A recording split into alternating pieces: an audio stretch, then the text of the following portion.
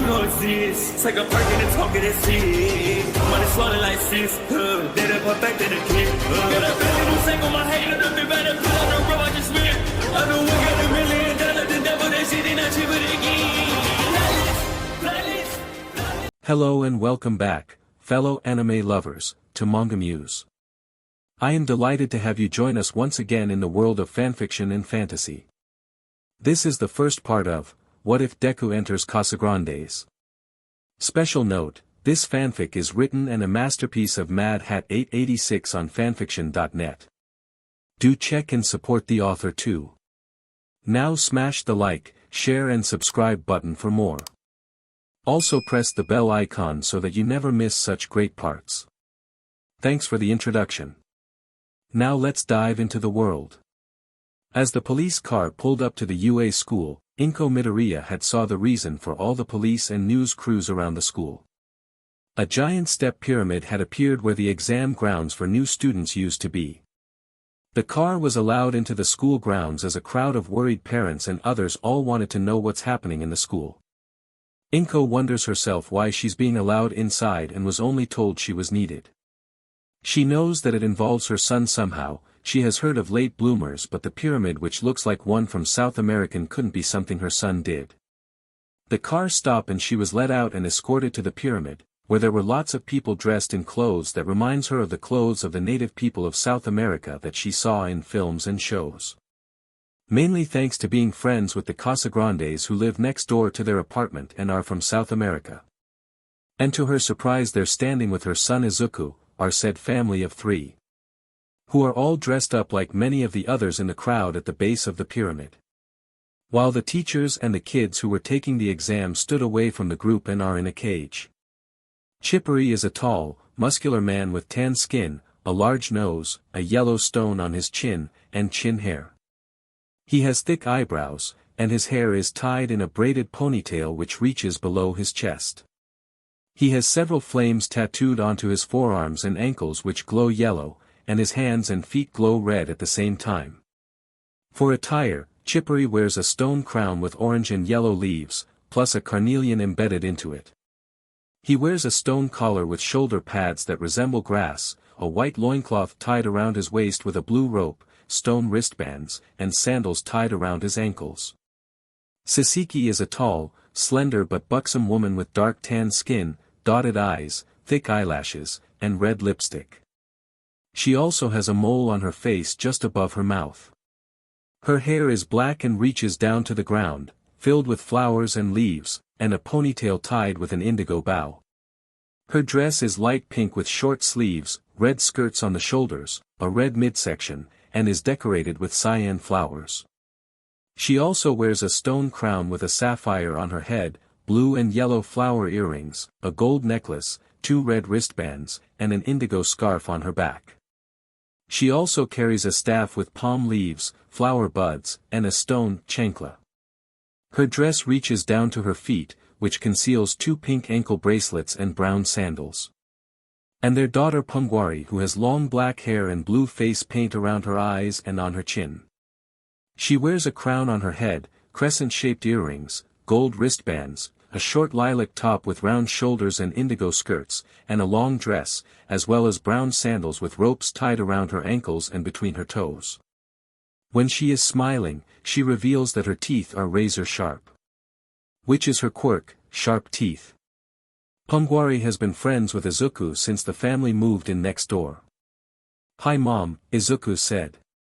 Who is wearing a matching outfit that Pungwari is wearing with matching body paint. But has a loincloth instead of a dress and a blue top. What's happening? And why are you all dressed up? Inko asked. I explain Inko, Saseki said walking up to her. You see, me and my family are gods as well as everyone else who are dressed up like us. We're the gods of the pantheons of South America. You're a goddess? Inko asks.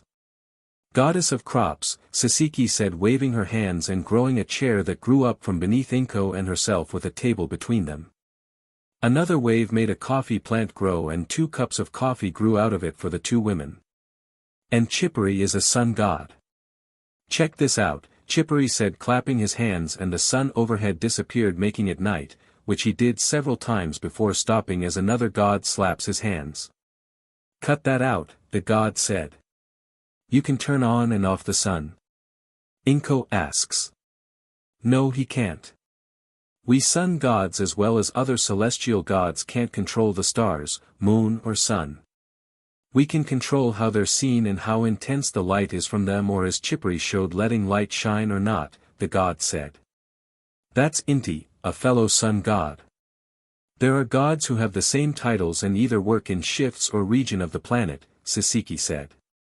And Pungwari is a demigoddess, as she's still too young to be a full goddess and have a title. Well, I'm now the new head goddess of the new pantheon, Pungwari said, and grabs Izuku and holds him tight. And Izuku, my future husband, will be head god. What? Inko gasped. Pungwari, we're too young to be head gods, Izuku said. Listen to Izuku, dear, Saseki said, and turns to Inko. Long story short, the time of Yahweh, the God of the Abrahamic faiths, from the Jewish, Christian, Muslim and all the other cults, ruling is coming to an end. All the different pantheons that people used to believe in are all real, and after fighting among each other, the head gods all came together and strike a deal where one pantheon gets to be the ones in charge. Which is decided by a chosen one among mortals will decide which pantheon it would be. By a god who had their memories block and search for the chosen one as a mortal. The contest is one where the chosen one after a lifetime would choose one of the gods who lived as a mortal with them to be the next head god. But Izuku died early. What? Inko asked. A screen appeared showing Inko what happened earlier. On the screen, Izuku, who wasn't allowed to use any equipment, was desperately trying to free Pungwari from underneath some rubble as a giant robot was about to step on them. Pungwari shouted for him to leave her, but Izuku just holds her tight and said that he won't leave her, as they were crushed underneath the robot's foot. The robot was suddenly tossed into the air and Pungwari began growing into a giant, destroying the surrounding area and causing a step pyramid to grow out of the ground, so that she could cut out the hearts of the teachers of the schools for Izuku's death. Only to stop when her parents showed up with other gods appearing. Izuku did died, but Mictlantecuhtli and the other gods of the dead brought him back to life as a demigod. To earn favor with Pungwari, as she is going to be the new head goddess for the next 2,000 years. You see, the gods in the contest would all be placed around the area where the chosen one would be found, and by interactions in person or by knowledge, who give the chosen one an idea of what the god is really like. Yahweh had lucked out by becoming the godfather of Jesus, the last chosen one, which is why this time we only had children to be the ones in the contest. So that they can grow up with the chosen on and not just picking the adult god who is a part of the family, no matter how lazy he is. Yahweh had forbidden anyone to appear in front of mortals and has done nothing since he became head god, Saseki said. He is? Inko asks. Yup, just like to do his own thing and have others do all the work for him. He is good at the job, but only when he puts effort into it, which he hasn't done in centuries.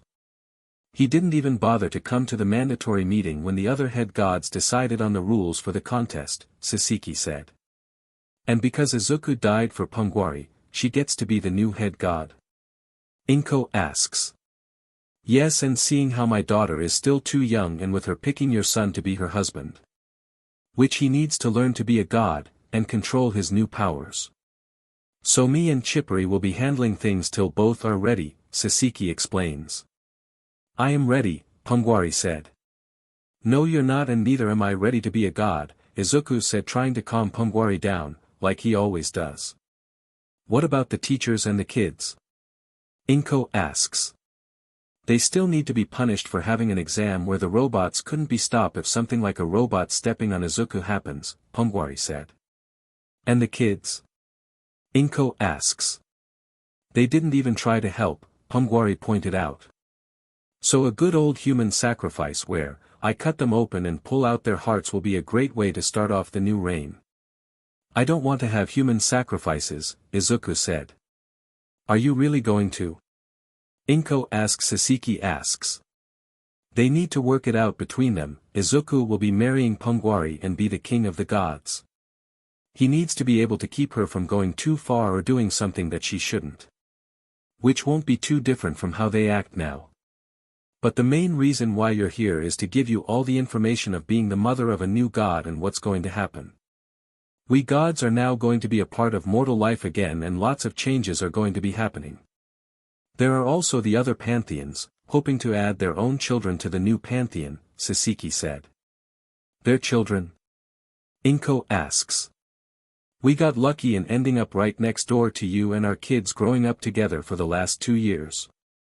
The others aren't happy about that, and there's already talks about having the ones who had positive interactions with Izuku to try to get him to get them into the pantheon, Saseki said. Do I know anyone? Inko asked. Unfortunately, yes, Saseki said. Mom, they allowed Izuku to die because they didn't have any way to turn off the robots, Pungwari said as she points at the teachers of the school trap in a magical cage with a makuo-weedle, a wooden sword with several embedded obsidian blades. I don't want you going and slaughtering humans. That's the reason why the system of a new head god being chosen every couple of thousand or so years was made, Saseki said sitting at a table with Inko. Besides, you should let the professionals handle that for you, Chipperi said looking at the large cook fire with a large magical cauldron that was set up in front of the cage holding the students and teachers. After learning that Nizu likes seeing the students in his school have a hard time and suffer, Saseki called Mictlantecuhtli the god of death over to handle him. Which the intelligence rodent was skinned alive, tenderized with a large meat tenderizer, cut his stomach open and pulled out his guts. That was tossed into the fire, and somehow Nizu was still alive, which Mictlantecuhtli explained that as a death god, Nizu wouldn't die till he wants him to, and he doesn't, as he likes his meals to be alive while he eats them. The large cauldron is where Mictlantecuhtli made his death chili, made from peppers grown in the underworld that glows red, and tossing one at Eraserhead's car, caused the car to explode as the juices ate through the metal till it made contact with the fuel tank. He plunged Nizu into the death chile, tied to a large metal spoon, causing the god-level spicy chili juices to satiate his body, with him trashing and screaming out every time his head is lifted out of the chili, burning him his body both outside and inside. Then finally Mictlantecuhtli untied him from the spoon and opened his jaws wide, shoving the screaming rodent into his mouth. The teachers and kids in the cage had front row seats, as Nizu was shallowed alive by the death god, kicking and screaming all the way down. Where they could see Mictlantecuhtli's stomach moved around as Nizu struggled inside his stomach. I'm still hungry, and it's been so long since I tasted human flesh, Mictlantecuhtli said, taking in delight of the fear coming from the kids huddled up together. He's gulping down his chili, liking the feeling of Nizu slowly dying as he's covered with more burning hot chili inside his stomach. We don't need to kill them, Izuku said. Izuku, the staff didn't have any safety guards and is the reason why you died. And the other kids didn't even help, Pungwari said. Yes, but only the kids in the testing area that you two were in didn't help, Nito Monoma pointed out from the cage. He has a point there, Chipperi said, and teleports the kids who weren't in the testing area with Izuku and Pungwari out of the cage. Fine, you are all free to go, Pungwari said to the freed kids who all ran for the main entrance of the school. We still have plenty of human sacrifices for the ceremony, Mictlantecuhtli said, patting his stomach as Nizu has stopped moving. Is that necessary? Inko asks, seeing how Izuku is busy trying to convince Pungwari from going with the human sacrifices. It's how we do things around here. We deities of the South American pantheons gain power from human sacrifices, as well as praise and worship. After people stopped believing in us after the Abrahamic God Yahweh made us unable to appear to them and the stopping of offering sacrifices to us, we have been low on power. We've been feeding off of the deaths that happen, but as it's not directly for us, it doesn't give us the power that a real sacrifice does. Forcing us to leave Earth and stay in the realm of the gods, the ones who stayed lost most of their powers and are weak. Mictlantecuhtli was the only one who refused to leave and has been living underneath a slaughterhouse where he feeds on the deaths of animals, Saseki explains. I refuse to let that lazy Yahweh have his way, Mictlantecuhtli said. But if he has been around because of him feeding off of the deaths of animals, can't you all do the same? Inko asks. Yes, but seeing how much harm they done, and how if Pumwari's mind isn't changed by Izuku in not using them as sacrifices. Might as well do it, Saseki said. But you and Chipperi seem to be powerfully, Inko said. That's because being the new head goddess Pumwari doesn't need people praying or offerings like how Yahweh didn't need anything while he was head god. Said power is now split between me and Chipperi, which we filter some to her. You saw how out of control she was after she regained her memories and gained the power of being the head god. We had to act fast before she accidentally destroyed the planet, bringing back Izuku as a demigod and calming her down. She had wanted to sink all of Japan before we calmed her down. So they need to be punished, and unlike most other gods who go after mortals, she does have a good reason, Saseki said. Can't they just make it up to Izuku? Inko asks. If he was still human, yes, but he is now a demigod. Izuku died and was reborn as a demigod, which took much to turn a mortal soul into a demigod. Which only worked because of so many gods pouring their power into the ritual and beating up the ones who tried to stop it because of the rules and laws, Chipperi added, joining the two women at the table. Reminds me of the people I used to work with and in offices where you need to fill out the right forms to do anything, Inko said. The ones who tried to stop bringing back Izuku were the Japanese deities and spirits, as they're in charge of the afterlife of Japan. Not caring about how if Japan is destroyed they would lose almost all of their worshippers, Saseki said. The shrines and temples are mostly just for festivals. I never prayed to a shrine since I think I was a child wishing for something, Inko said. Yup, and now that they know that Pumwari is the new head goddess as Izuku chose to die with her, they're now scrambling to do anything to please her, Saseki said. As if any of their gifts would make up for standing in the way of bringing back Izuku, Pumwari said as she and Izuku joined their parents at the table. Pumwari wants to set up the new pantheon in Japan, replacing the Japanese deities who won't be able to interact with mortals.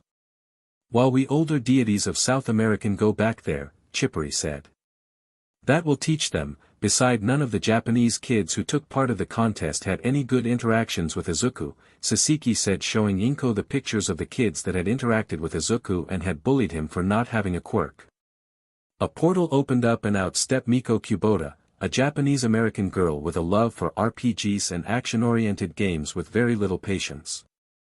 Trigger-happy in some regards but with the reflexes to cope easily enough. Who used to play with Izuku before she and her family moved away.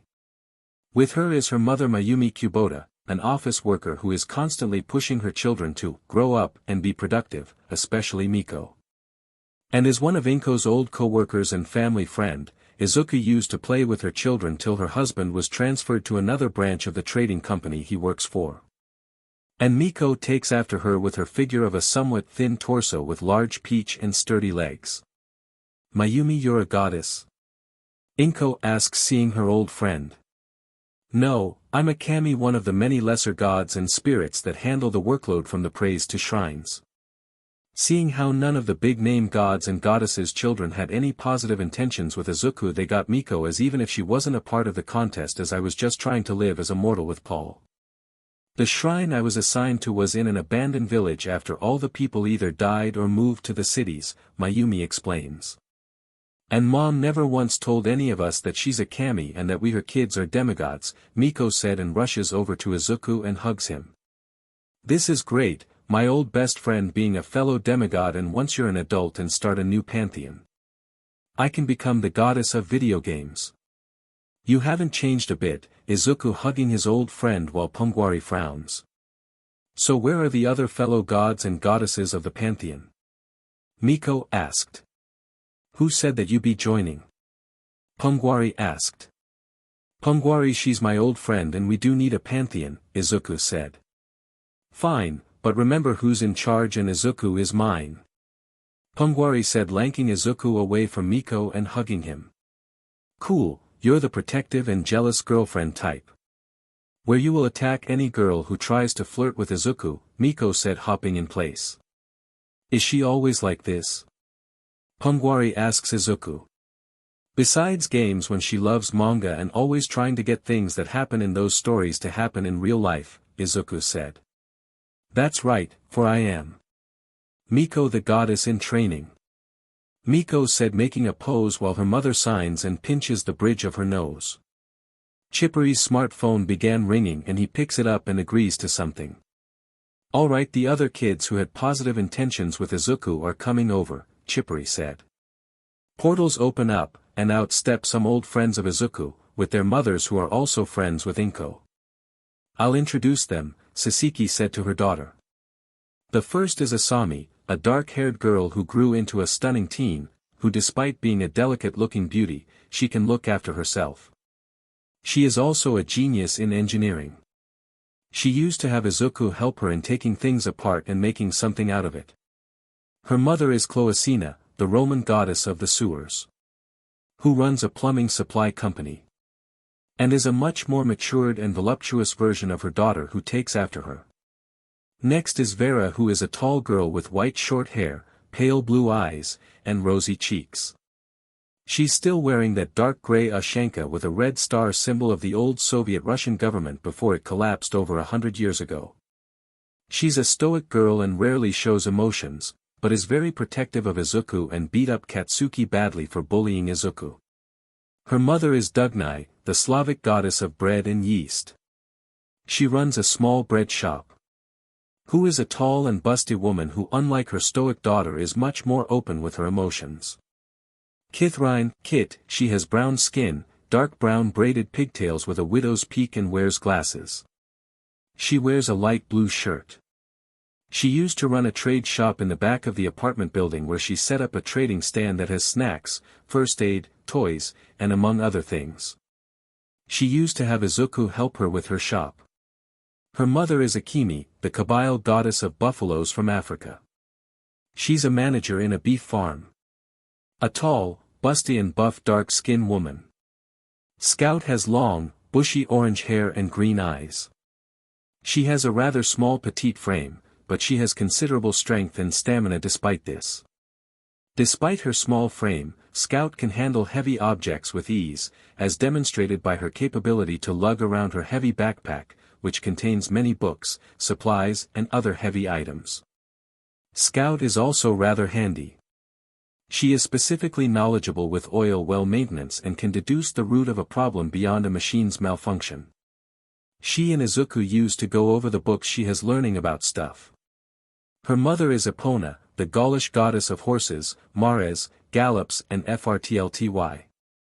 Besides her skin tone, she looks just like the character from My Little Pony Generation 4, Friendship is Magic, spin-off Equestria Girls, Sunset Shimmer. Which fits as she works for the Japan branch of Hasbro. She's a tall, buxom and powerful built woman with long red hair and yellow stripes that make it look like bacon. Jasmine, a tall girl from the Australian outback of Australian Aboriginal descent whose expertise in wilderness survival comes naturally to her. While her imposing height tends to intimidate others, Jasmine is nothing but a kind and caring soul with strong leadership skills and a sisterly attitude, which she showed in protecting Izuku from the bullies when they were together.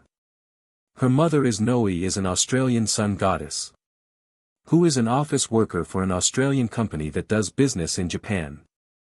She looks like an older version of her daughter but isn't as tall as her. Haley Alohilani Banks, a risk-averse teenager tasked with completing her incredibly long to-do list. Both her parents Kai and Patricia are demigods and has two baby brothers Dwayne and Johnson. All of them are with her, and while she wasn't a part of the contest, she was friends with Izuku while her dad was working in Japan.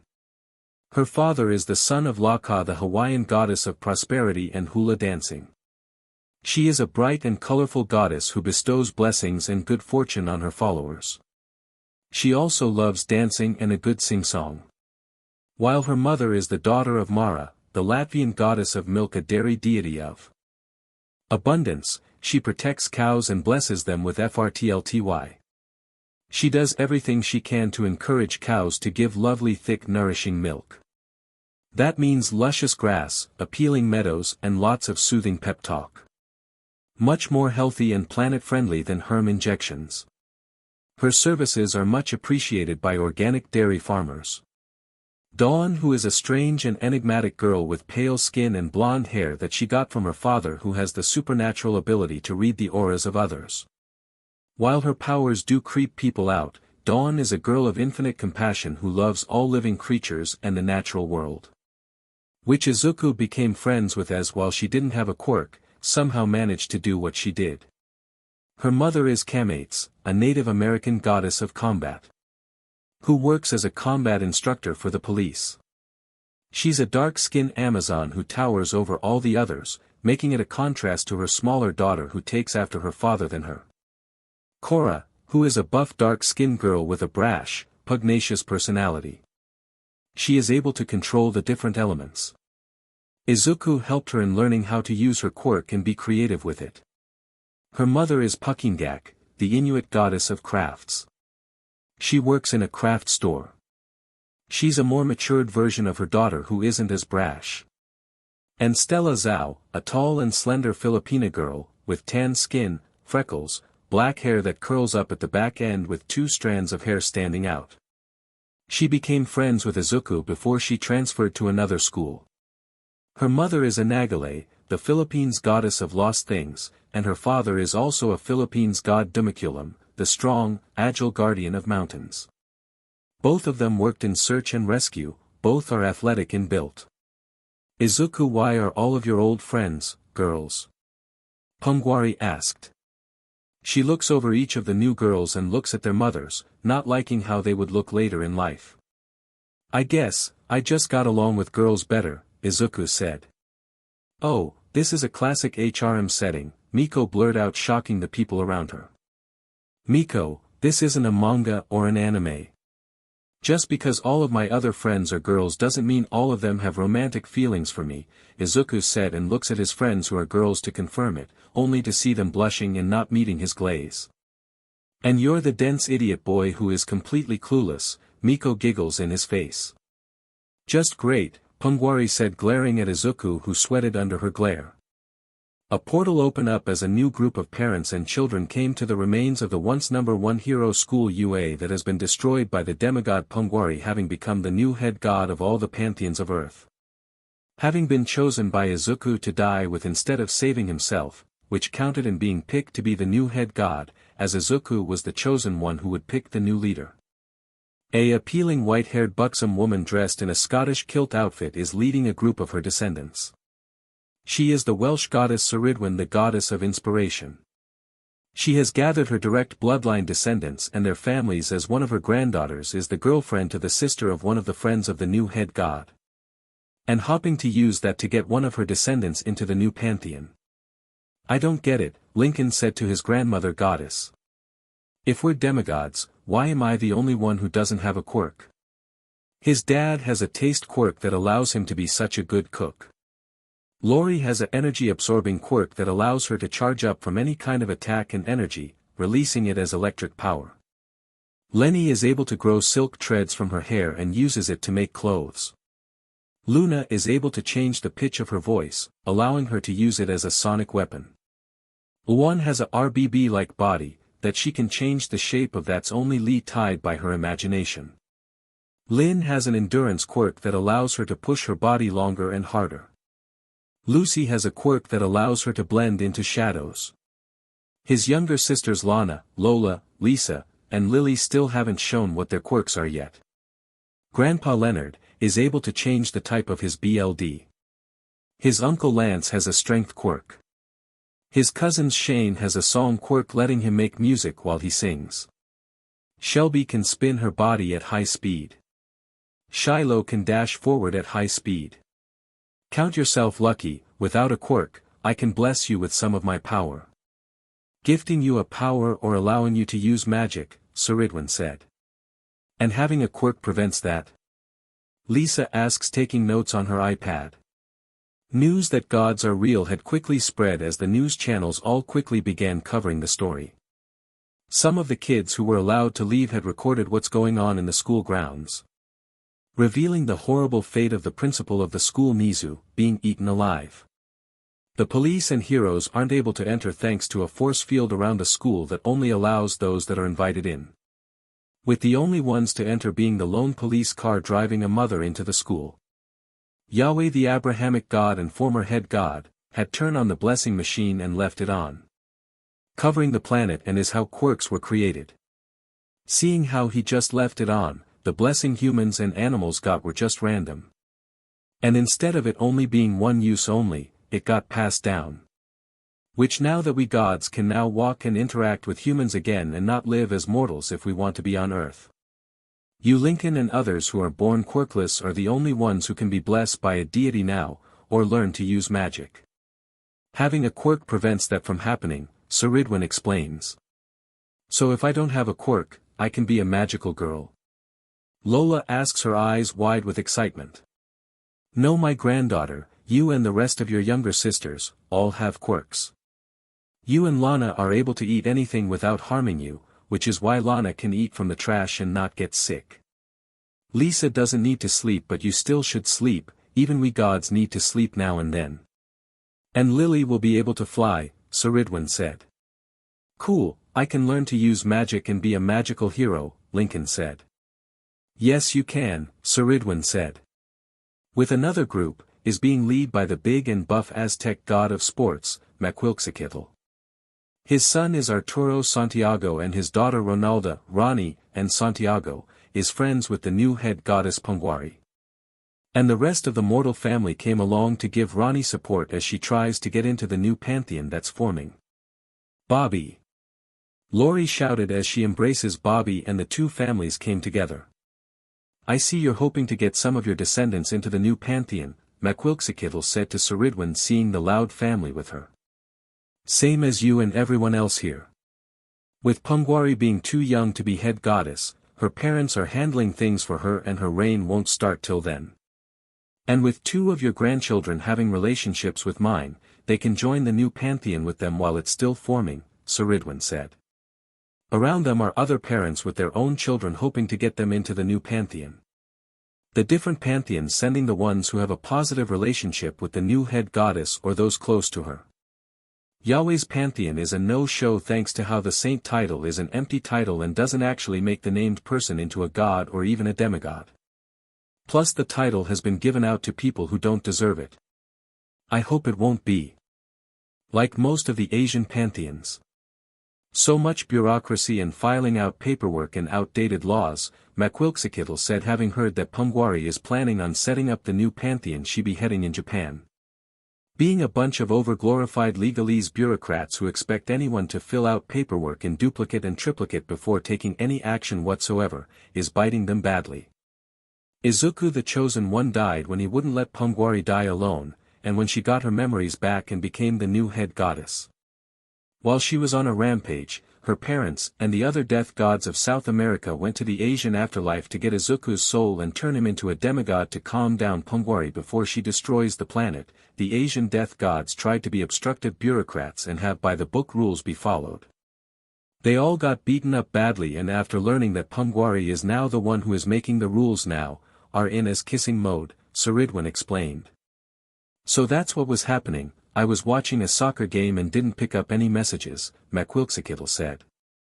It's their lost and our gain. She won't be happy seeing any of the Asian gods trying to join her pantheon, Saridwin said.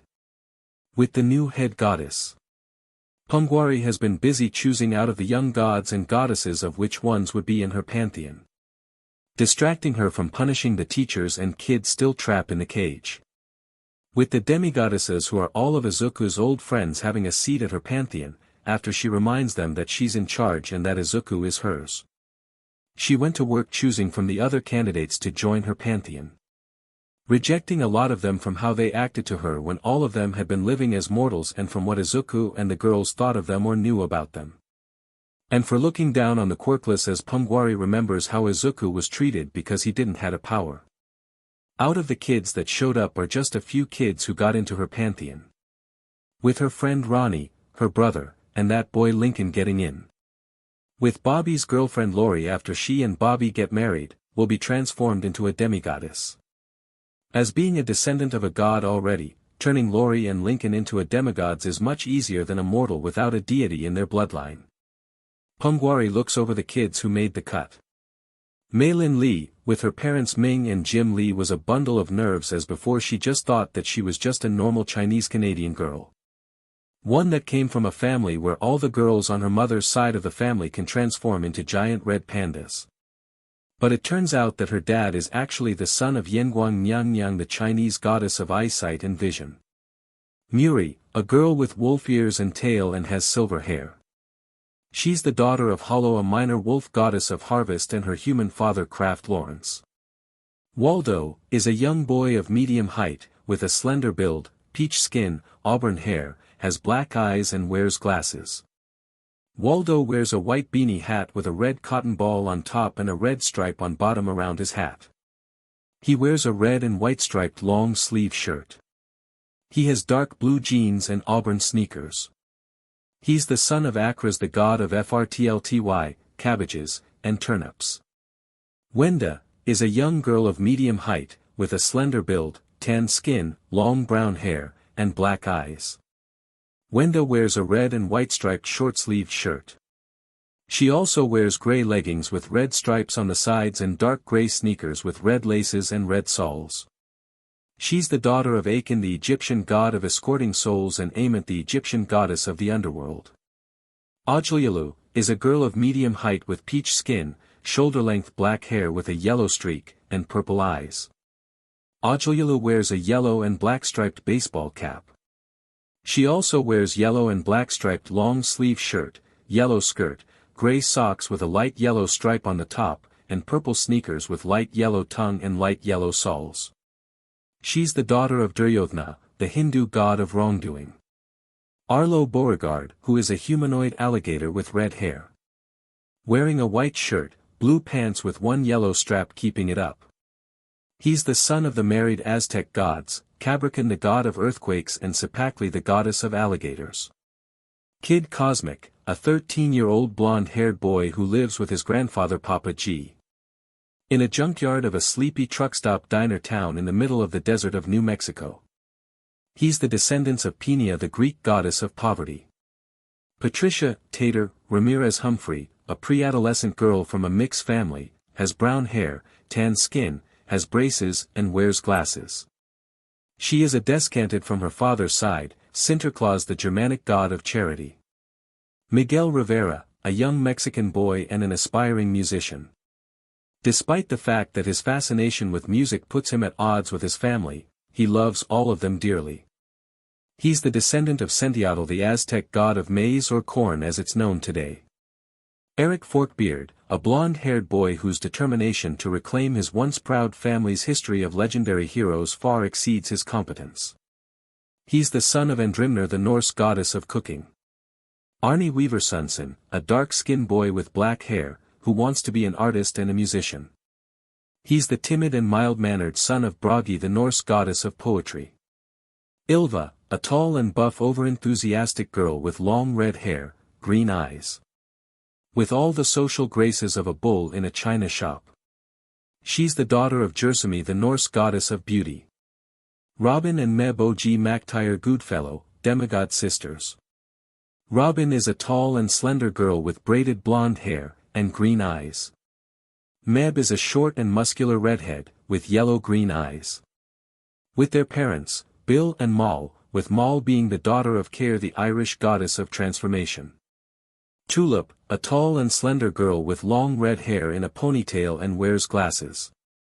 She's the descendant of Titipahin, the Nootka god of crabs. Jesse, a tall boy with tan skin and black hair, from the Apache tribe. He's nice and cheerful boy, a bit kooky and a pushover. He's the descendant of Gaith, the Apache god of mountains. And the only adult and her old babysitter Mirabelle Madrigal, a young woman who came from Colombia and is from a family who all have powerful quirks but for her. She moved to Japan after getting a job at a trading company and was transferred overseas. She lives at the apartment complex that Inko lives at and became friends with her and used to babysit Izuku and the other girls who used to live there. She's the descendant of Ixkakeo, the Mayan goddess of cocoa trees and chocolate. Alright kids, all of you are going to remain as demigods or going to become demigods, till you are all adults and be matured enough to handle the responsibilities and consequences that comes with it, Mirabelle said to the group, having been made into a full goddess by her grandmother Ixkakeo. What, I'm mature to handle the power, Pumwari said. And I remember how you went and drew a bunny on the side of the apartment, Mirabelle said, causing Pumwari to laugh. Mirabelle looks at the other girls who she also looked after. And I remember how you are all like, Asami taking things apart, Kithrine taking things that doesn't belong to you and selling them. Miko, Vera, Scout, Jasmine, Cora, Stella Zhao, all of you used to beat up Katsuki. Dawn having animals attack Katsuki. And Haley giving Katsuki that medicine for constipation and making a mess in his pants, Mirabelle said. What, that was you? Katsuki shouted from the cage. Yeah, so what, Haley said. Why, I'll make you pay with all of those ugly, bestie goddesses, Katsuki ranted as he began insulting the girls who used to live in the apartment complex with him. Suddenly he found himself out of the cage and surrounded by the girls he's been ranting and raving about how he would make them pay. Pumguari zaps him with a spell. That has taken your quirk from you and you're not getting it back. But I did give you a spell that makes you invulnerable to damage, Pumguari said right before she strikes him in the eye with her index and finger. Katsuki fell backwards holding his right eye. It wasn't damaged but he still felt the pain. But you can still feel pain, Pumguari said as she and the other girls fell on him and began beating him up like they used to do. The sight of Katsuki being beaten up by girls that used to live at the apartment in Pumguari is what Masaru and Mitsuki Bakugou were greeted to as they were led into the school by Inko. The sight of the girls beating up their boy is an all too familiar sight, as Pumguari regularly fights with him and using those sharp teeth of hers on him. Katsuki went and got them angry, again, Mirabelle said to the parents. Katsuki is being stretched by his arms and legs as Vera, Scout, Jasmine, and Cora pulled on his limbs. While Pumguari is using him as a trampoline, while the other girls waited for their turn. You would think that with all of those beatings over the years, he would learn some manners, Sasiki said as she and the other parents of the kids beating up Katsuki came over. Are they going to kill him? Masaru asks. Nope, he has a spell on him that makes him invulnerable to harm but he still feels all the pain, Mirabelle said watching as the girls shove Katsuki head into the cauldron that still has McLanticuttley's death chili in it. Leaving Katsuki screaming as everything burns. Used the spell on a man who made me mad. Left them in lava for a whole year before the spell just wore off on its own and he died, Kamate said to the Bakugous worry that's going to happen to their son. Of course seeing how he's in hell that was only a warm-up. There is a hell and with how your son is like, that's where he's going and making enemies of gods isn't a wise move. He's no saint and how he treated Izuku for all of these years, isn't doing him any favors, Sunset adds in. Isn't there a way for him to make it up? Mitsuki asks. Not for what he has done to Izuku. He's a demigod now and not a human, and seeking forgiveness from a deity for when they were human doesn't make up for that sin. He would have to be much better than he is now to make that up. His quirk has been taken from him, living the rest of his life without a quirk should humble him. Once the girls are done beating him, you two can take him home. He needs to build up good deeds to outweigh his past sins. But with how he is, he can't. You two need to work to make him better, Chipperi said to the two worried parents. All Might was allowed to enter the school grounds, escorting the news crew that was allowed to follow him. The recordings of the fate of Nizu has already spread. Being gutted, cooked and eaten alive by the ancient death god, McLanticutley, with his final moments of him struggling inside the god's belly captured by the kids who were allowed to leave as they weren't in the testing grounds where all of this started in the first place. Many online saying he deserves it as he revealed that he allowed Eraserhead to mistreat the students even expelling an entire class not caring about what that would do to their records. Because the school didn't have any way to stop the robots once the test started and refused to allow the boy Izuku to use his support gear, he couldn't free Pumguari who got caught under some rubble. None of the other kids in the testing grounds would help and the teachers had no way to stop the 0-point robot, which stepped on the two kids, when Izuku refused to leave his girlfriend to die alone. The robot was launched backwards as Pumguari revealed herself to be a demigoddess and went on destroying the school and using the rubble to create a step pyramid, so that she could have human sacrifices using the teachers and students. And saying that she's going to sink Japan for what happened to Izuku, only to be stopped when her parents and fellow gods got her to calm down and brought Izuku back to life as a demigod. Reaching the pyramid, All Might's group was greeted by the gruesome sight of McLanticutly, eating Eraserhead alive. The hero is laying on a stone table bound by chains where a fire is lit underneath, cooking him, his guts having been pulled out and tossed into the cook fire. The death god is ripping out chunks of his body, pulling out the ribs and organs, pouring boiling hot chili on his naked and skinned body, both from the boiling liquid of the chili and the hot spices. Eraserhead was screaming his head off, even though he should be long dead by this point. If you're wondering why he's not dead, I like my meals to be alive and suffering as I feast, McLanticutly said to All Might. Just let him die already, All Might said, wanting to stop the horror show in front of him but knew it wouldn't work. He saw how the teachers of the school had tried to stop Pungwari and failed as she just made their quirk stop working. Even if I did just let him die, his soul is still condemned. Where this, him being eaten and cooked alive, will seem like heaven compared to what's going to happen to him. Not that he would have even gone to a good afterlife in the first place. He has ruined many young lives that held promise if they had a better teacher.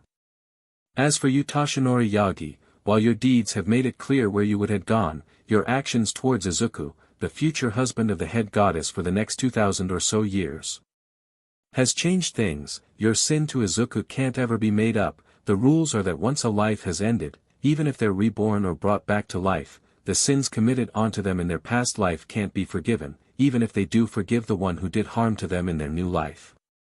And telling Pungwari's future husband that he couldn't be a hero without a quirk, has put you in a bad light with her and her parents who are standing in for her till she's old enough to handle being the top god, McLanticutly explained.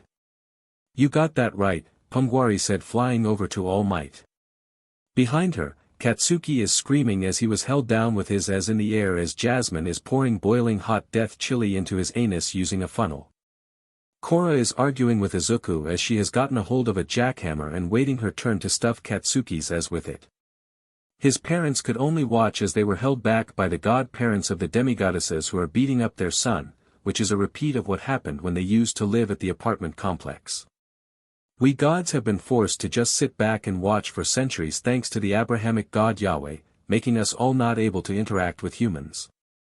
But now that his reign has ended we all can, and unlike that lazy bum, we're making sure that what happened with all of those cults that sprang up around him, doesn't happen this time, Pungwari said. Doesn't happen this time? The reporter Molly asks.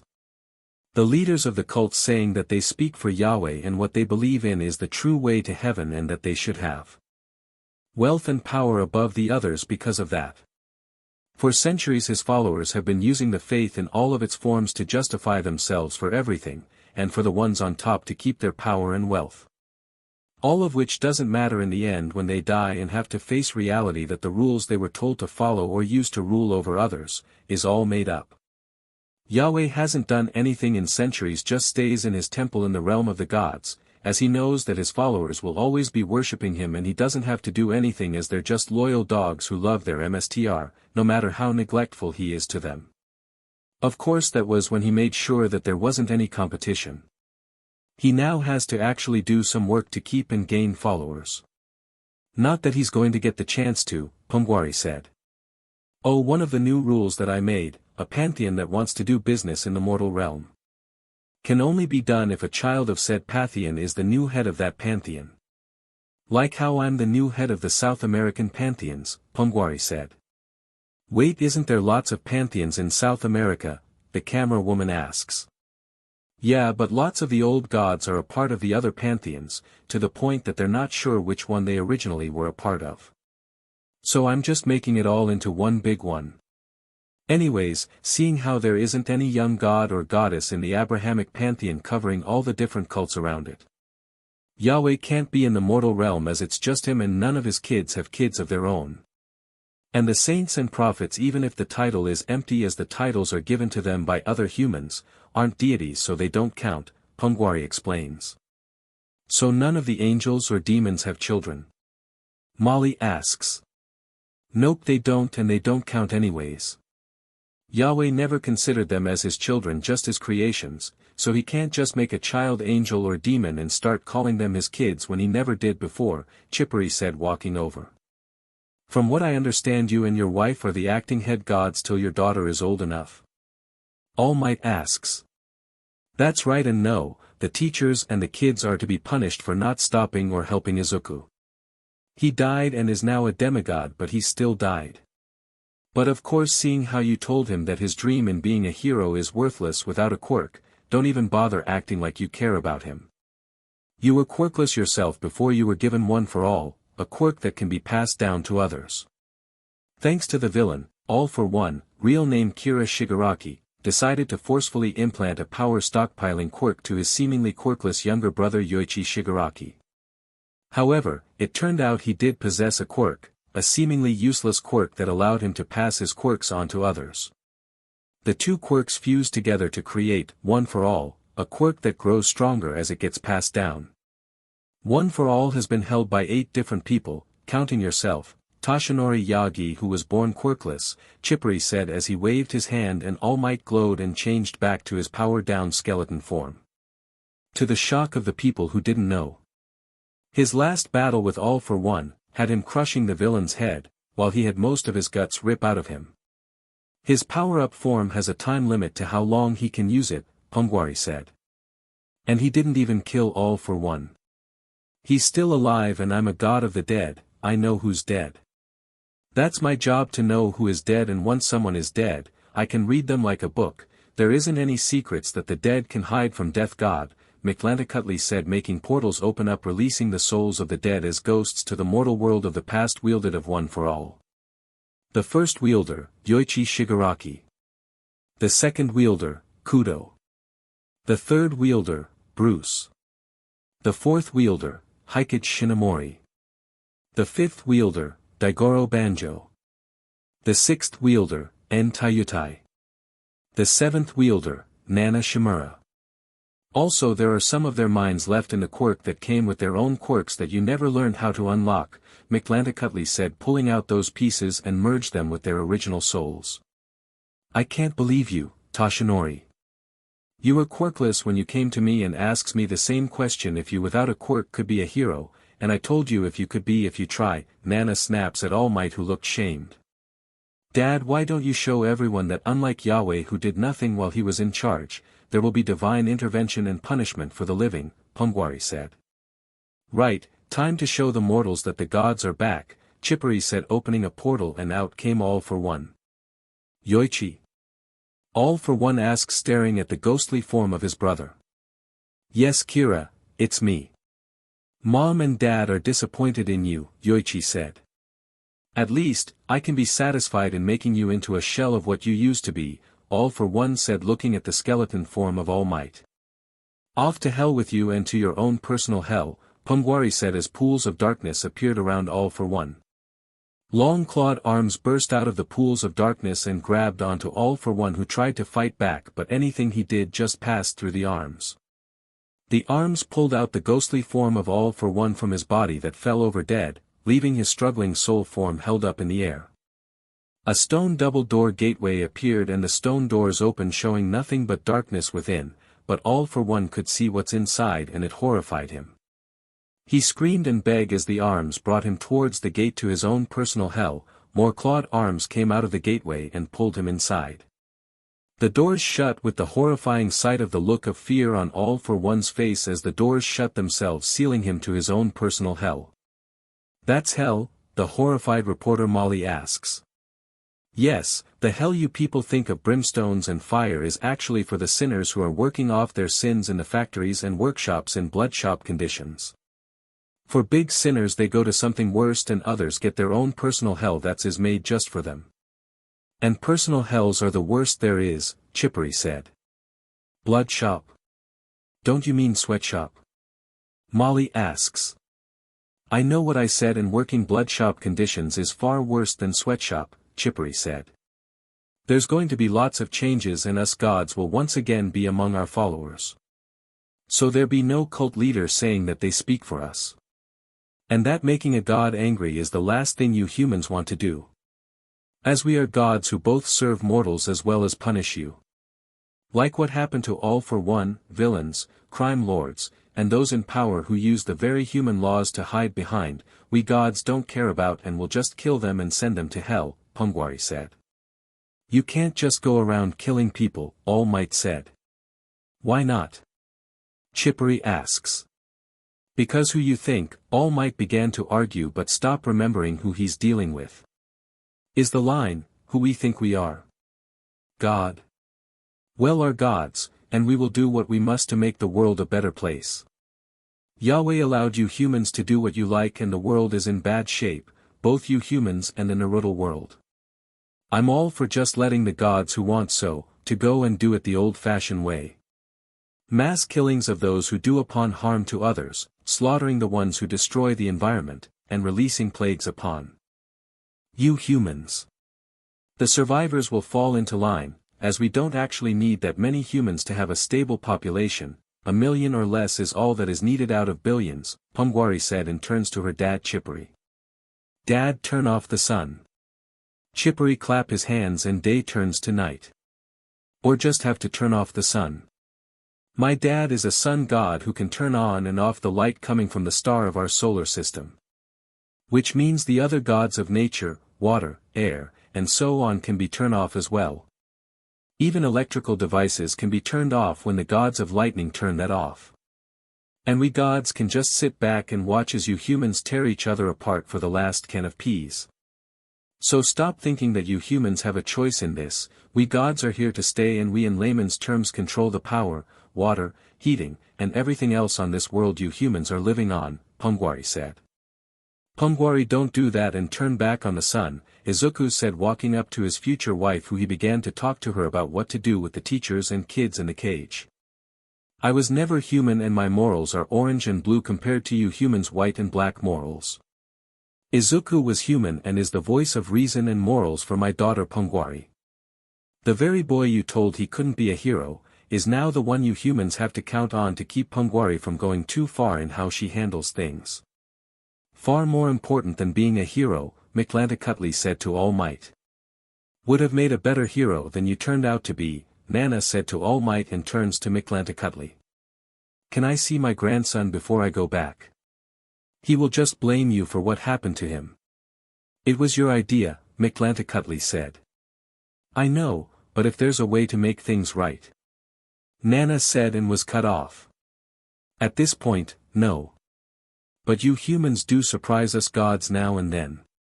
Like Izuku staying with Pumgwari, even if it meant dying too, McLanticutly said waving his hand and Nana disappears along with the other souls he brought back to the mortal realm. The sun turned back on and Pumgwari walked over to the cage holding the mortals. You have Izuku to thank for me sparing your lives, Pumgwari said to the trapped humans' relief. But I'm taking your quirks. What? A frog-looking girl asks. That or I will cut off a body part of my choice and you can go. Which for you frog girl, be your tongue, Pumgwari said holding her maculeweevil and frog girl covered her mouth in horror. So when I pull you out choose losing a body part or your quirk. Pumgwari. Izuku shouted and grabbed the maculeweevil away from Pumgwari. Fine, I just take their quirks, Pumgwari said as she casted a spell that pulled out a small crystal the size of a grain of rice from the people in the cage. The cage around the prisoners disappeared and the kids seeing them freed all ran to escape. Leaving only the teachers behind. We're free. Present Mike asks feeling empty without his quirk. Yes for what's left of your lives, Pumgwari said. What? Midnight asks. I'm just not killing you teachers who never once spoke up about what Nizu allowed or how Eraserhead treated the students. You are all still going to hell for your sins, especially how Izuku died and nothing you can do will make that up, Pumgwari said smiling at the teachers. This is the reality that you're all been living in and didn't know. There is an afterlife and I'm immortal. I can wait you all out, and get you all when you die and your souls are mine to play with. At a large table Izuku for the first time since he was a baby is eating dinner with both his parents, thanks to a portal being opened and his dad Hisashi coming out of it. They're with Pumgwari and her parents Chippery and Saseki, as they have much to talk about with his parents about him now being a demigod and that he will be marrying Pumgwari when they're older. Which they can become demigods as well, as they are the parents of the future god king. There's also the other matter of the other girls who have romantic feelings for Izuku who are at the table, along with their parents. All inside the temple that is also the home of Pumgwari and her family in the realm of the gods. Miko, and her mother Mayumi and father Paul. Asami, and her mother Cloacina, and father Hiroshi. Vera, and her mother Dugnai, and father Victor. Kithrine, and her mother Akimi, and father Kelly. Scout, and her mother Epona, or as she has been calling herself Sunset Shimmer, and her father Nathan. Jasmine, and her mother Noe, and father Sam. Haley and her parents Kai and Patricia and her two baby brothers Dwayne and Johnson. Dawn, her mother Kamates, and father Danny who Dawn takes after. Cora, with her mother Pukingak, and her father Tonrak. Stella Zhao, and her mother Anagale, and father Dumaculum, both of whom are gods. Hey, Izuku, seeing how your mom has the power to attract things and your dad has fire breath. You have the ability to attract hot things, Miko teased. Miko. Izuku said, blushing like the other girls. What? While some of us are still in the awkward PBRTY stage, seeing how none of the adult goddesses aren't hot, Miko suddenly found her mouth gagged by duct tape. Izuku is mine, he's going to marry me, got it, Pumgwari said, glaring at the other girls. She's so much like you at that age, Sunset said to Sasiki. Don't bring that up, I wasn't about to let those love goddesses try anything with Chippery. Or don't you remember what they were like in school, Ms. I start calling myself after the character from that old My Little Pony G4 show, Sasiki said. I did inspire the artist to make the pony look like me. And the MLP series has always given me lots of hardcore fans. Like how Izuku still loves to watch the old shows, Sunset said, looking at Izuku, who blushed. Wait, you mean instead of having followers who pray to you, you gain power from fans? Haley asked, still very new to the world of the gods. To be able to maintain our powers in the human world, we gods all need humans to pray and worship us. Or in my case have fans of the toy line and shows still being fans of it. Got the idea after the old Marvel comics added Thor to the lineup. He certainly gained a huge power boost like the other Norse gods as the comics got people to be interested in them again. Even if Loki doesn't like wearing that horn helmet, Sunset explains. Wait, did you say school? Cora asks. Young demigods do need to learn how to use their powers and have an education. So the elder gods set up a school for us to learn in after humans came around. Up till then our parents were just overseeing the planet waiting for intelligent life to develop. But once it did, they took the forms of the new sapient race and instead of traveling from home to work settled down and developed what was an empty part of the realm of gods. And yes, there are more gods out there for the planets that do have intelligent life on them, Sasiki explains. And once a race dies out we have to wait for the next race to gain intelligence, or if the world can't support life anymore, have to start communicating to the more well-off parts of the realm and work for other gods.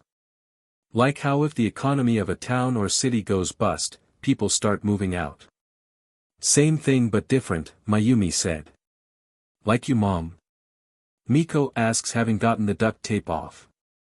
Yes, like me, once the village of the Shire I was assigned to had no more people, Mayumi said.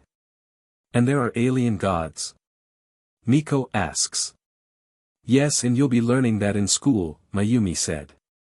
I'm supposed to be the new head goddess, not going to school, Pumgwari grumbles. We do need to learn how to use our powers and what he need to do as the head gods, Izuku said. And not be anything like the lazy bum who you took the title from. He's still locked away in his temple as he has been for the last few centuries. I don't think he's even aware that he's no longer the head god, Kamates said.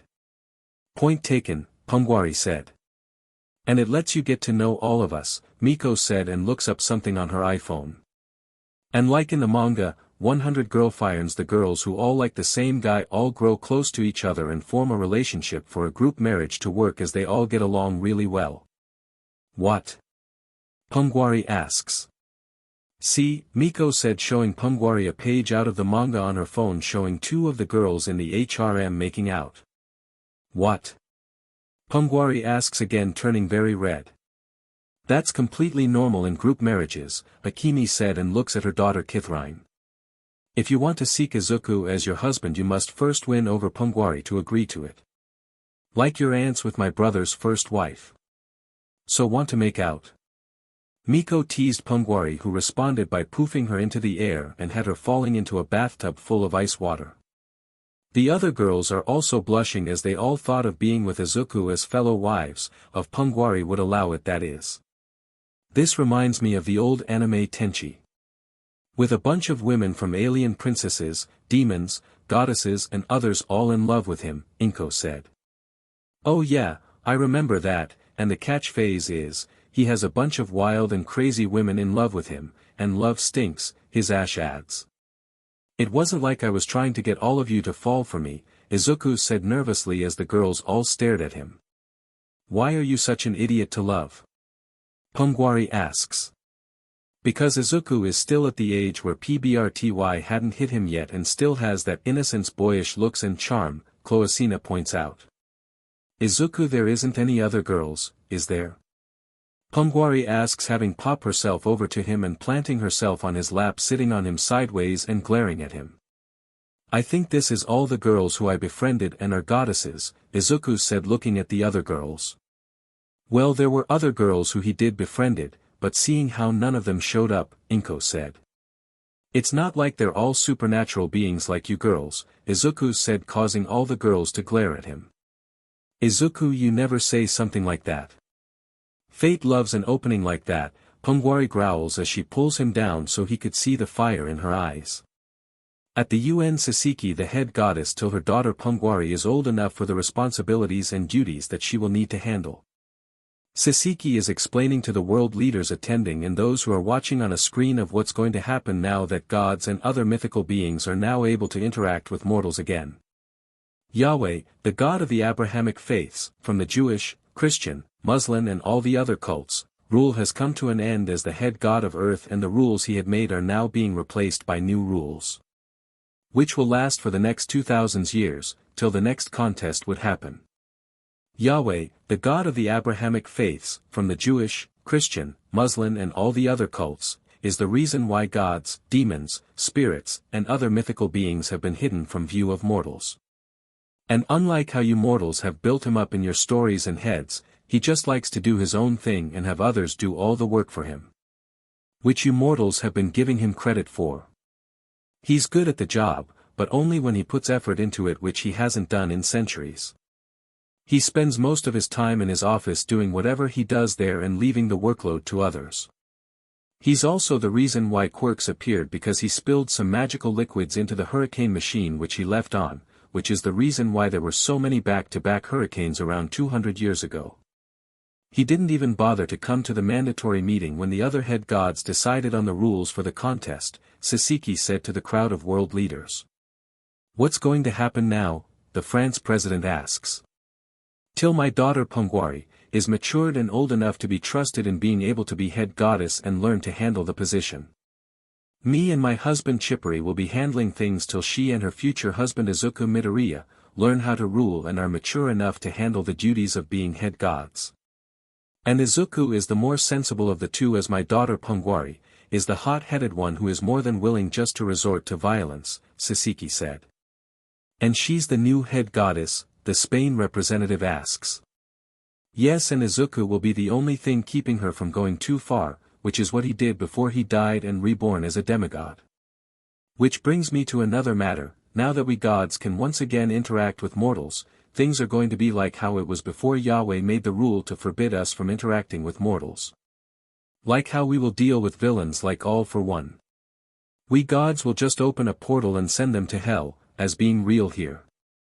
The idea that a villain like that actually redeeming themselves and going to heaven, is just wishful thinking.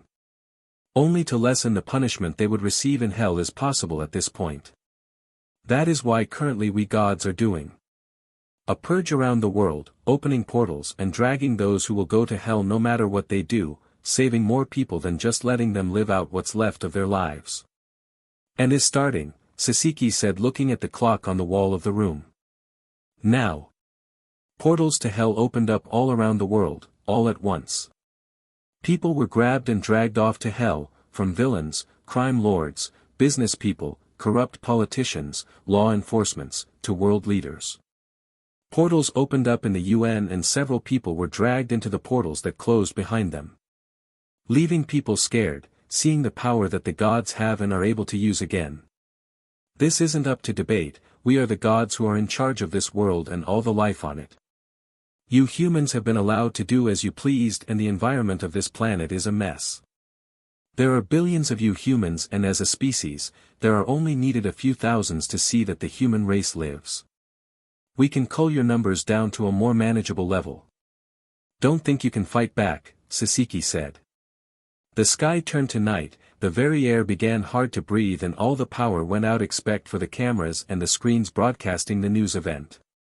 We control the light of the sun, we control the seasons, we control the nature of this world, the very air you all need to live.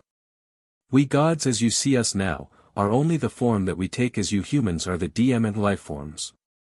Which to be truthful, I always did like the Neanderthals before they were assimilated into the bloodline of modern humans and leaving no pure-blooded ones left, like what happened to all the other subspecies. All bred with your branch and all just got mixed together, making you modern humans the mutts, Saseki said.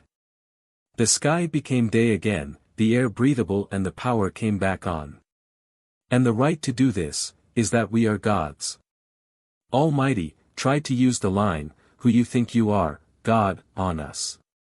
Before he remembered who he's talking to. We are the gods who look after and care for you humans, that includes punishing you humans as well. We gods can't think like you humans and only because some like me and my family lived like humans can even understand how you humans think. Like someone who studies animals and learn how they think and behave, same with us gods, just that you humans are sapient and can talk. And now to show you humans what we gods can do to help you humans, Saseki said. Screens appeared showing the polluted wastelands and waterways being cleaned up by different gods all around the world. The deserts turning green, forests growing where they were cut down, decades or centuries ago. Portals opening and animals that were driven to extinction by humans, coming out of them. The great floating piles of trash that floats around the oceans, being taken away by the gods of the sea. All the damage that humans had done, are all being reversed in mere minutes by the gods. Even reversing global warming, showing the humans the good that the gods are able to do. We gods cleaned up the mess you humans caused yourselves.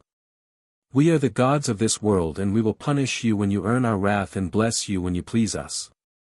As it was before.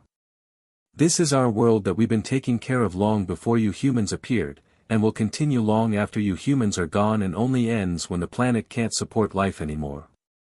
Don't like it, make a good space program and settle on a new planet, Saseki said to the human race.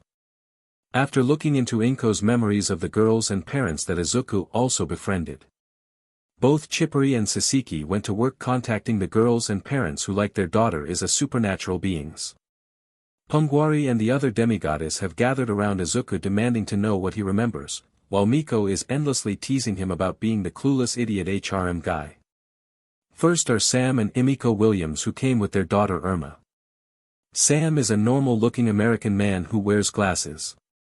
Both Emiko and Irma are long black-haired pale women who both wear long white dresses, they are yokai of the Onryo type. Inko is a childhood friend of Emiko and her siblings who she just thought they all had quirks that made them look like yokai. And I am a youthful-looking woman thanks to her quirk and her half-demon daughter Iane, who looks normal but for her light purple hair and red eyes. She's a ninja who revealed herself to Izuku who thought it was cool that she's a ninja. She's also came with her other daughter Kasumi who is fully human and is also a ninja, and Inko just thought the sisters were just pretending to be ninjas and not actually from a ninja clan. A yokai and a demon ninja. That's it. No vampire. No werewolf. No mummy. No magical girl who comes from a magical world. No robot girl. Or alien girl. Miko asks looking at the only two girls that showed up who are supernatural and are in love with Izuku. 3 if you counted Ayana's sister Kasumi. Yeah, I was expecting Izuku managing to have the daughters of some major demons also in love with him, Pungwari said glaring at Izuku. Welcome to the HRM, and to get in you just have to get down with Pumgwari, Miko said, causing both Izuku, Pumgwari, and the three new girls to blush. I'm not sharing Izuku. Pumgwari snaps at Miko. And you three have to first get Pumgwari to agree to share Izuku, by showing her the benefits of having fellow wives, Miko said, smiling. I keep telling you that I don't swing that way. Pumgwari growls. She says that now, but in the future she will be saying different as she has a fellow's wife's head between her legs, Miko said, who was blasted by a jet of ice-cold water by a badly blushing Pumgwari. Miko hasn't changed one bit, I said, who has met and knew her before. Just as I remember her, Kasumi said. No, she hasn't changed one bit, Izuku said. Irma floated over and seemed to ask something that Izuku understood as she pointed to the two men, one wearing a hooded fur cloak that covers his entire head and the other wearing a wooden mask. They had an aura of power that made others uneasy around them. Those two are the Yabai-che, two brothers who are unique among gods. The one with the wooden mask is Naonesgini, his name means, slayer or alien gods. Tobadzuskini, his twin brother, his name means, were killed numerous bird, animal, rock, and human monsters, typifying evils, who wantonly destroyed human life. When they kill, they destroy the ones they kill, taking them out of the CYCL for good. They're the destroyer gods of this section, who were bound by the old rules, and now, I'm allowing to do what they did in both North and South America, taking care of gods and demons who break the rules and cause chaos. For when they kill gods and demons, they're just dead, Pumgwari said. Which we're still going over the new rules, Chipperi said. What? Izuku idea of them just using a time orb to review the past event of the condemned before they execute to make sure they should kill the god or demon or whatever, is good as any, Pumgwari said. And the gods who control time, all say the same thing: you can't fake or fool a time orb. You would have to go to another timeline to replay a different past, and all gods and demons can sense when something is from another timeline, Izuku said. Really? Kasumi asks. Yes, it's an odd feeling of something isn't right. It's to prevent time travelers from just messing up things, like in fiction. There's a whole team of gods that handle that to prevent things like Back to the Future from happening. It just messes up the fabric of reality too much if time travel became a thing. You know that episode in Rick and Morty where the alien snakes created time travel and the time police just went all the way back into the past and prevented the first alien snake who learned to use a tool from breeding and starting the long road to becoming sapient? Chipperi asks. Wait, that happened? Izuku asks. Oh, yeah, and why the time god's jobs is to prevent anyone from ever traveling through time. Some black holes are the results of making sure that the holes in time and space are locked down, Saseki said. That bad? Izuku asks. Yup, and why time travel is forbidden. Any hint and we gods and demons automatically go into a truths mode and take care of the problem before it's too late, Chipperi said. We just remove the idea from the person's head and prevent them from coming up with it again, Saseki adds. Wow, there's a lot of stuff I'm going to need to know, Pumgwari said. See, that's what I have been telling you. We're too young and know too little to have all of that responsibility on us. We're still kids, we should enjoy ourselves and learn to be responsible full gods when we're adults, Izuku said. And we can work on getting to know each other, and bond, Miko said, getting between the two and bringing them together for a hug. I keep telling you. I don't swing that way. Pumgwari growls. You say that now, but in due time you'll come around. Miko smiles as she leans in and rubs her nose against Pumgwari's own nose as her face turns red. Miko, this isn't a HRM manga, Izuku said, blushing as well. Miko looks at the two ninja girls and Irma. Say that to the two ninja girls and the long black-haired Yukai, who looks like she just came out of a well or a TV, Miko said, and Irma seemed to say something to her. Really, you can use TVs as portals? That's so cool. Miko leaps from where she was and over to the three new girls. Okay, Irma will be the demon goddess of Yukai. And Iane can be the demon goddess of ninjas, and Kasumi can be her high priestess. Or be the goddess of ninjas or something. And Izuku, you're getting a pair of hot busty sisters. Miko grins as looks over how both sisters have grown from the two skinny girls into very well-developed girls for their ages. Miko, both sisters growled as it all came back how it was when Miko was around. What? Use the sister teamwork to your advantage and use it to win over Pungwari to the idea of sharing Izuku, Miko said, causing the two to blush as ideas run through their minds. Miko. I'm just 14, Izuku said. And the age of consent is still 14 in this region. I check, Miko grinned. What, you know she's right, Pungwari said, looking it up on her phone, and grabs Izuku protectedly. He's mine. As you three can see, we need to win her over before we can all share Izuku, Miko said. Why is my life is now like a HRM manga? Izuku asks. Just wait till we get to the SEC part, Miko smiles and got blasted by ice water for her troubles, again. Which is an all but too common occurrence that just happens in Izuku's life now. Standing on a stage, Pungwari and Izuku have been talking with all the members of their new pantheon. Which they're talking about what their job title would be. Pungwari is a moon goddess and Izuku will be a god of knowledge, as he's always been gathering information on heroes and writing it all down in his notebooks. On the screen behind them are the names of their fellow gods and goddesses with their job titles. Lincoln, god of magic. Ronnie, goddess of cooking. Bobby, god of love. Lori, goddess of communication devices. Miko, goddess of video games. Asami, goddess of technology. Vera, goddess of power. Kithrine, goddess of entrepreneurship. Scout, goddess of preparation. Jasmine, goddess of survival. Haley, goddess of safety. Dawn, goddess of nature. Cora, goddess of elements. Stella Zhao, goddess of mechanics and tools. Irma Williams, goddess of horror and monsters. Ayane, goddess of the ninjas, kunoichis, and butterflies. Kasumi, goddess of secrets and blossoms. Meilin Li, goddess of transformation. Muri, goddess of harvest. Waldo, god of travel. Wenda, goddess of discovery. Ajuyalu, goddess of keys. Arlo Beauregard, god of swamps and wetlands.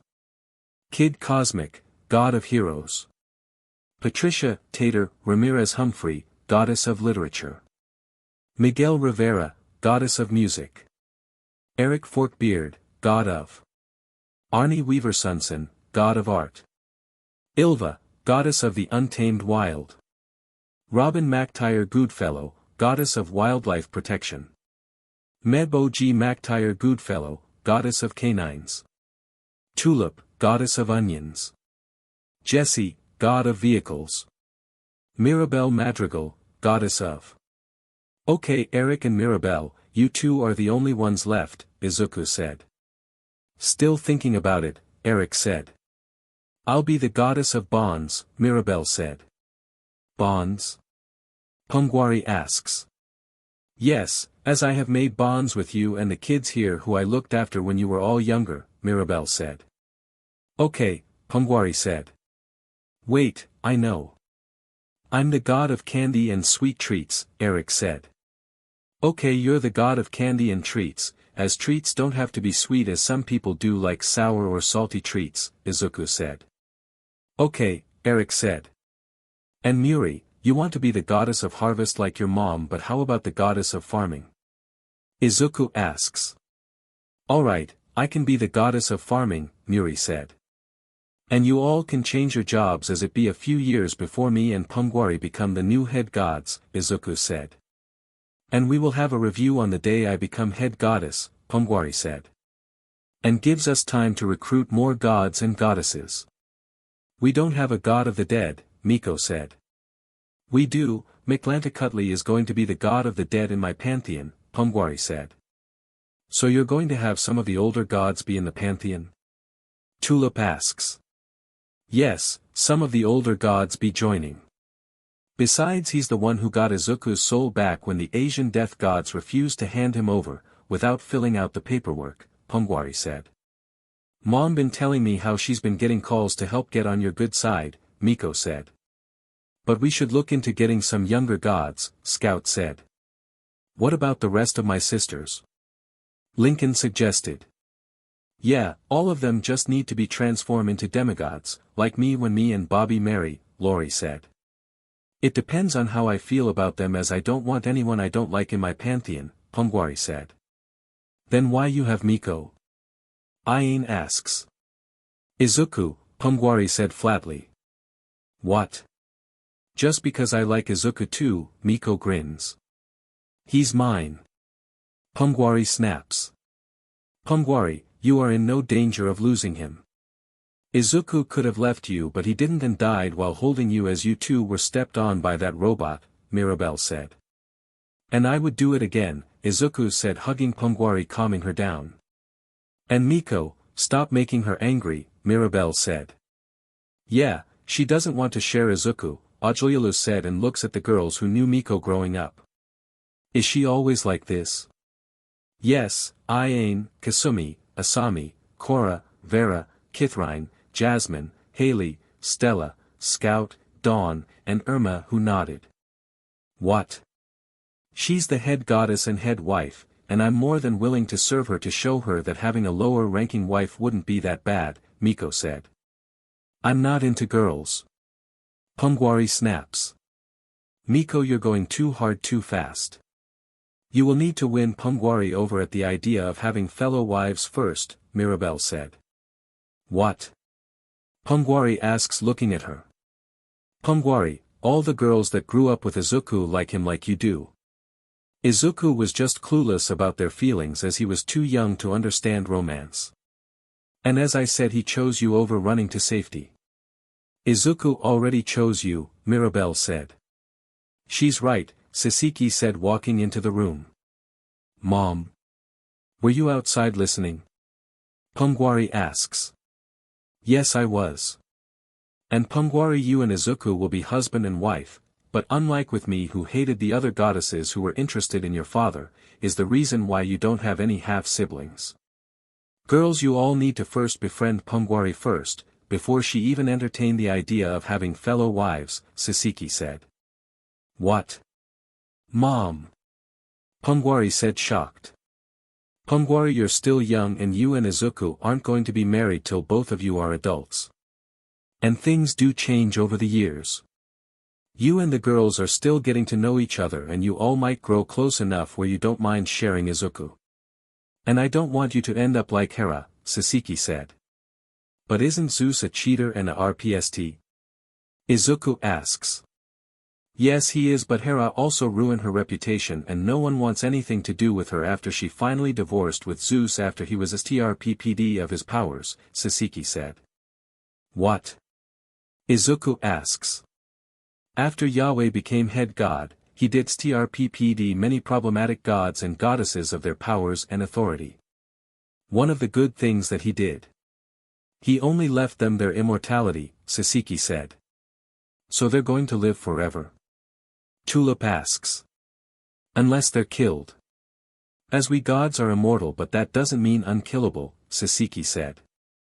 Izuku is still mine, Pongwari said, hugging Izuku.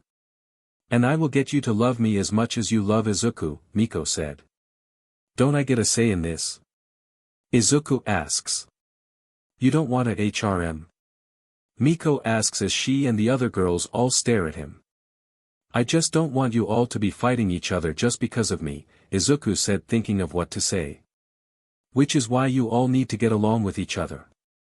The last thing we need is for you all to act like the Greek gods, Saseki said.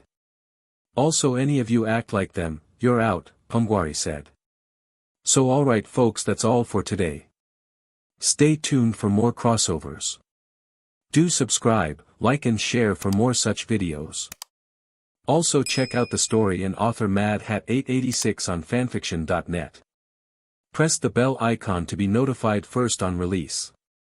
See you in the next video. Till then, goodbye.